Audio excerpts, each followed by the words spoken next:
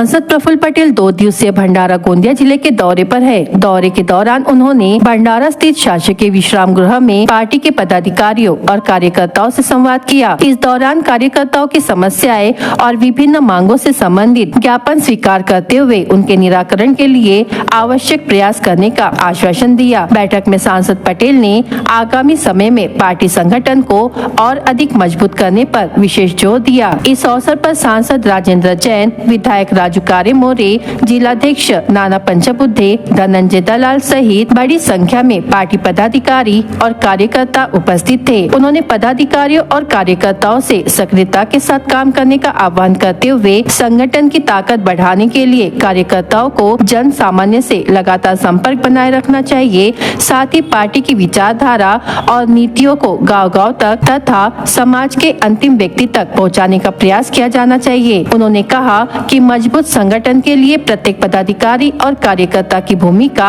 महत्वपूर्ण है। साथ ही उन्होंने कहा कि राज्य सरकार द्वारा घोषित कर्ज माफी योजना किसानों के हित में है। भंडारा और गोंदिया जिलों के अंतिम किसान तक कर्ज माफी का लाभ पहुंचाने का प्रयास किया गया है। समृद्धि महामार्ग के लिए भूमि अधिग्रहण का कार्य जारी है। उन्होंने किसानों से समृद्धि महामार्ग के लिए सहयोग करने की अपील की है। नागरिकांना आणि आमच्या कार्यकर्त्यांसाठी माझा दौरा आहे आणि नेहमीप्रमाणे लोकांची जनसमस्या, जिल्ह्याच्या स्थानिक परिस्थिती, विकास कामे अनेक अशा विषयावर मी जनसंवाद करत असतो आणि माहिती मला मिळत असते। त्याप्रमाणे जे जे काही विषय आहे, समस्यांचे म्हणा किंवा विकास कामाचे, ते आम्ही सोडवत असतो। इथे आल्यावर थोडा समाधान एवढाच आहे की जरा उशीर का नाही, पण पाऊसची परिस्थिती थोडी इतर महाराष्ट्राच्या अनेक भागा आणि विदर्भाच्याही काही जिल्ह्यापेक्षा थोडी बरी आहे, पण अजूनही थोडा तोटा आहे असं म्हणायला हरकत नाही। पण एकंदर समाधानाची गोष्ट आहे की धरणं आणि बाकीचे सगळे जे काही आपले स्टोरेज टँक्स आहे त्यामध्ये आता योग्य मात्रामध्ये स्टोरेज आहे।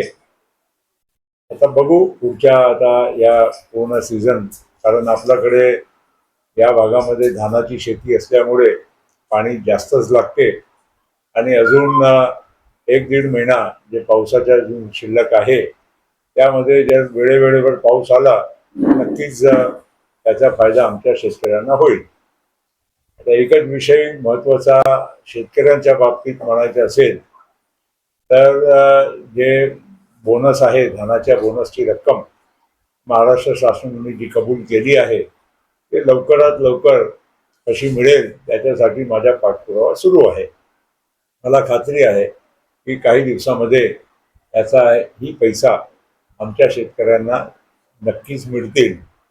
त्याचबरोबर महाराष्ट्र शासनाने जे काही कर्जमाफी जे मान्य केली ते शेवटच्या कास्तकारपर्यंत, शेतकरीपर्यंत पोहोचलेली आहे असा मला गोंदिया बँकेचे अध्यक्ष खासदार राजेंद्र जैन किंवा भंडारा बँकेचे अध्यक्ष सुनील कुंडे आणि इतर आमच्या जे सर्व मान्यवर आमचे आमदार राजू कारे मोरे साहेब हे सगळे सांगतात की जे कर्जमाफीचे पैसे आहे ते दोघांच्या खात्यामध्ये शासनाने जमा केले आहे।